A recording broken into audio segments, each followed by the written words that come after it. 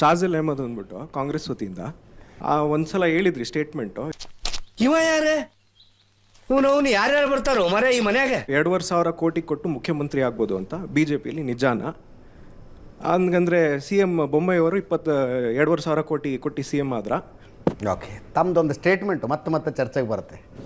2,500 ಕೋಟಿ 2,500 ಕೋಟಿದು ಒಂದು ನಿಮಿಷ ನನ್ನ ಒರಿಜಿನಲ್ ನಾ ಏನು ಮಾತಾಡಿನ ಅನ್ನೋದು ಕೇಳಿರ ನೀವು? ನಾ ಹೇಳಿದ್ದಲ್ಲಿ ಇವತ್ತು ರಾಜಕೀಯ ವ್ಯವಸ್ಥೆ ಹೆಂಗಾಗಿದೆ ಅಂದ್ರೆ ದಿಲ್ಲಿ ಒಳಗಾಗಲಿ ಬೆಂಗಳೂರಿನಾಗಲಾಗಲಿ ದಲಾಲ್ಗಳು ಹುಟ್ಟುಬಿಟ್ಟಾರೆ.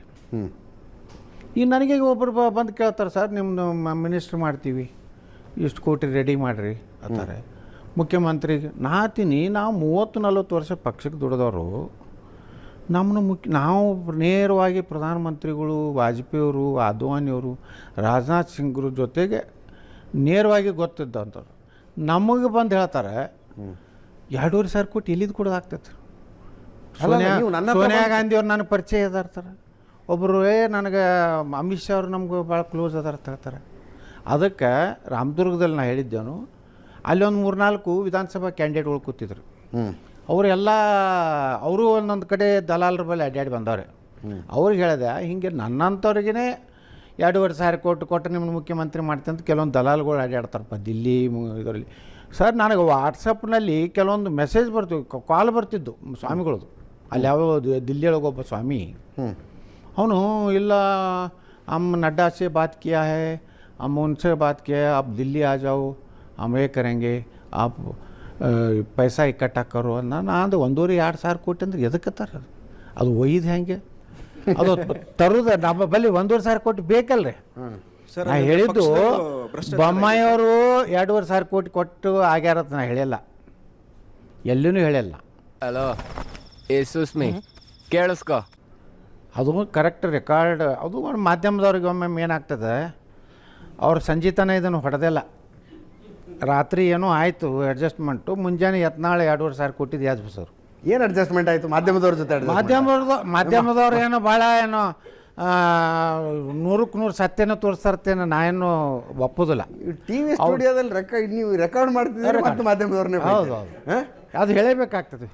ಮಾಧ್ಯಮದವರು ಅದನ್ನು ಯಾವಾಗ ಅವರು ಎಲ್ಲಿದೋ ಒಂದು ಇದು ಬತ್ತು ಯತ್ನಾಳ್ ಮುಗಿಸ್ಬೇಕು, ಇದು ಒಳ್ಳೆಯ ಇಶ್ಯೂದಾಗ ಸಿಕ್ಕಾನೆ, ಇದ್ರಾಗೇ ಹೈಕಮಾಂಡ್ ಕಡೆಯಿಂದ ಇವನು ಉಚ್ಚಾಟನೆ ಮಾಡಿಸ್ಬೇಕಂತೇಳಿ ಹರಸಾಹಸ ಮಾಡಿ ಇಲ್ಲಿವರೆಗೂ ಯತ್ನಾಳ್ 2 ದಿವಸದಲ್ಲಿ ನೋಟಿಸು ಖಚಿತ, ಉಚ್ಚಾಟನೆಗೆ ಸಿದ್ಧವಾದ ವೇದಿಕೆ ಎಲ್ಲ ಮೀಡಿಯಾದಾಗ ಬಂದು.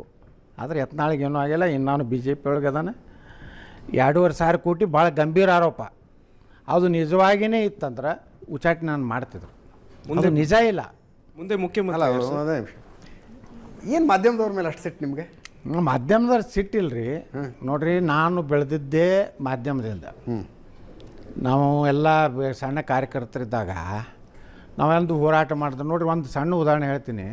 ನಾವು ಹೋರಾಟ ಮಾಡ್ತಿದ್ವಿ, ಯಾವುದೇ ಒಂದು ಬೆಲೆ ಏರಿಕೆ ಬರಲಿ, ಈ ರಾಸಾಯನಿಕ ಗೊಬ್ಬರದ ಎಲ್ಲ ಇಂಥವೆಲ್ಲ ಬಿ ಜೆ ಪಿದಿಂದ ಕರೆ ಬಂದವು ಮಾಡ್ತಿದ್ವಿ. ಅವಾಗ ನಮಗೂ ಸಣ್ಣವರಿದ್ದಾಗ ನಮ್ಗೆ ಹುಚ್ಚಿತ್ತು, ಎಲ್ಲೋ ಒಂದು ಕಡೆ ನಮ್ಮದು ಹೆಸರು ಬಂದರೆ ಖುಷಿ ಪಡ್ತಿದ್ವಿ. ಒಮ್ಮೇನಾಯಿತು, ಒಂದು ರಾಸಾಯನಿಕ ಗೊಬ್ಬರ ಬೆಲೆ ಏರಿಸಿದ್ವಿ ಕಾಂಗ್ರೆಸ್ ಸರ್ಕಾರ. ಅವಾಗ ರೈಲ್ ರೋಕೋ ಮಾಡ್ಬೇಕಂತೇಳಿ ರೈಲ್ವೆ ಸ್ಟೇಷನ್ಗೆ ಹೋದಿವಿ. ಒಂದು ಸಿಟಿ ಬಸ್ನಲ್ಲಿ ಒಂದು 10-15 ಹುಡುಗರು ಕೂಡಿ ಬಿಜಾಪುರ ರೈಲ್ವೆ ಸ್ಟೇಷನ್ಗೆ ಹೋದಿವಿ. ಅದು ರೈಲ್ ಬತ್ತು, ಅದಕ್ಕೆ ನಿಂದಿರಿಸಿ ಒಂದು ಪ್ರತಿಭಟನೆ ಮಾಡಿ ಬಂದೀವಿ ಮನೆಗೆ. ಬಂದ ಮೇಲೆ ಮರುದಿವ್ಸ ಪೇಪರ್ ಮುಂಜಾನೆ 6:30ಗೆ ಪೇಪರ್ ನೋಡಿ ಹುಚ್ಚಿರ್ತದೆ. ಅದು ನೋಡಿದ್ವಿ, ಎಲ್ಲಿಯೂ ನಮ್ಮದು ಹೆಸರು ಕಾಣಿಸ್ಲಿಲ್ಲ. ಮುಂದೆ ಒಬ್ಬ ನನಗೆ ಫೋನ್ ಮಾಡ್ದೆ, ಏನು ರೀ ಕನ್ನಡಪ್ರಭ ಫ್ರಂಟ್ ಪೇಜ್ನಾಗ ಬಂದಿದೆ, ವಿಜಯಪುರದಲ್ಲಿ ರೈಲ್ ರೋಕೋ ಯಶಸ್ವಿ ಕಾರ್ಯಕ್ರಮ, ರಾಸಾಯನಿಕ ಗೊಬ್ಬರದ ಬಗ್ಗೆ ತೀವ್ರ ಬಿ ಜೆ ಪಿಯಿಂದ ಪ್ರತಿಭಟನೆ, ಎಲ್ಲಿ ಫ್ರಂಟ್ ಪೇಜಿಗೆ ಬಂದಿತ್ತು.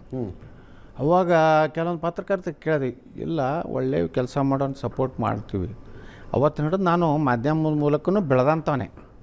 ಅದ್ರೊಳಗೆ ಒಮ್ಮೆ ಮಾಧ್ಯಮದವ್ರು ಏನು ಮಾಡ್ಲಾಕತ್ತಾರೆ, ಯಾರ್ಯಾರು ಭಾಳ ಏನು ದೊಡ್ಡ ದೊಡ್ಡ ಮಂದಿದು ಯತ್ನಾಳ್ ಒಬ್ಬ ಬೆಳೆದು ಬಿಟ್ರೆ ಹೆಂಗೆ, ಯತ್ನಾಳ್ ನನ್ನ ಕಾಂಪಿಟೇಟರ್, ನನ್ನ ಮಗಗೆ ಕಾಂಪಿಟೇಟರ್ ಆದ್ರೆ ಹೆಂಗೆ ಅದಕ್ಕೆ ಇಂಥ ವಿಷಯದಾಗ ಯತ್ನಾಳ್ ಮುಗಿಸ್ಬೇಕಂತೇಳಿ ಮಾಧ್ಯಮಗಳಿಗೆ ಸ್ವಲ್ಪ ಹೇಳಿರ್ತಾರೆ.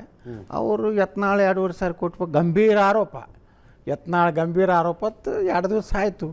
ಮುಂದೆ ನೋಟಿಸ್ ಕೊಡ್ತಾರಂತ ಮಾಡಿದರು, ನೋಟಿಸು ಕೊಡಲಿಲ್ಲ. ಮುಂದೆ ಪ್ರಹ್ಲಾದ್ ಜೋಶಿಯವ್ರಿಗೂ ಕೇಳಿದ್ರು. ಯತ್ನಾಳ್ ಅವ್ರದ್ದು ನಾ ಪೂರ್ತಿ ಕ್ಲಿಪ್ಪಿಂಗ್ ನೋಡೀನಿ, ಅದರಲ್ಲಿ ಎಲ್ಲಿಯೂ ನೇರವಾಗಿ ಕೇಂದ್ರ ಹೈಕಮಾಂಡ್ BJP ಅಂತ ಹೇಳಿಲ್ಲ, ಕಾಂಗ್ರೆಸ್ ಅಂತ ಹೇಳಿಲ್ಲ. ಇದೊಂದು ಕೆಟ್ಟ ಸಂಸ್ಕೃತಿ ಐತಿ ರಾಜಕೀಯ ವ್ಯವಸ್ಥೆ ಒಳಗೆ, ಇದನ್ನು ಯಾರೂ ನಂಬಾರ್ದು ಅಂತ ಹೇಳಿದೆ. ಅದರ ಅರ್ಥ ನಿಮಗೂ BJP ಒಳಗೆ ನಿಮಗೂ ಸಪೋರ್ಟ್ ಸಿಸ್ಟಮ್ ಚಲೋನ ಐತಂತಲ್ಲ? ಸಪೋರ್ಟ್ ಸಿಸ್ಟಮ್ ಇಲ್ಲರಿ, ಸಪೋರ್ಟ್ ಸಿಸ್ಟಮ್ ಅಂದ್ರೆ ಏನೈತಿ, ಪ್ರಾಮಾಣಿಕತೆ ಇತ್ತಂದರೆ, ನಾನು ನಾಟಕೀಯ ಮಾಡಿದ್ದಂದ್ರೆ ನಾ ಹೇಳಿದ್ರೆ ನಾ ಹೇಳ್ಬಿಡ್ತಿದ್ದೆ. 2,500 ಕೋಟಿ ಹೌದು ನಾನು ಬೊಮ್ಮಾಯಿ ಆಗಿದ್ದಾರೆ ಅಂತ ಹೇಳ್ತಿದ್ದೆ, ಅದಕ್ಕೇನು ಭಯಪಡ್ತಿದ್ದಿಲ್ಲ. ಆದ್ರೆ ಅದನ್ನು ಏನು ತಿರುಚದ್ರಲ್ಲ, ಆ ತಿರ್ಚಿದ್ರಿಂದ ನಾನು ಅದರಿಂದ ಹಿಂದೆ ಸರಿಲಿಲ್ಲ. ಯತ್ನಾಳ ಅದು ಬತ್ತು, ಯತ್ನಾಳ ಏನು ಉಲ್ಟಾ ಹೊಡಿದಕ್ಕೇನೋ ಹತ್ತಿರಲ್ರಿ ಇದ್ರಾಗ ಯೂ-ಟರ್ನ್ ಯತ್ನಾಳ್ ಯೂ-ಟರ್ನ್ ಅಂತ ಬತ್ತು. ನಾ ಯೂ-ಟರ್ನೇ ಆಗಿಲ್ಲ. ನೀವು ಬೇಕಾದ್ರೆ ಅದು ಕ್ಲಿಪ್ಪಿಂಗ್ ತರಿಸಿ ನೋಡ್ರಿ. ಅದು ಏನಾರೇ ನಾನು ಹೇಳಿದರೆ, ನೀವು ಹೇಳಿದ್ದ ಶಿಕ್ಷೆ ನಮ್ ಪ್ರಕಾರ ಇಲ್ಲಿ ಪಂಚಾಯತಿ ಕ್ಲೋಸ್, ಕೇಳ್ಕತ್ತ ನಾಟಕ ಬಂದ್.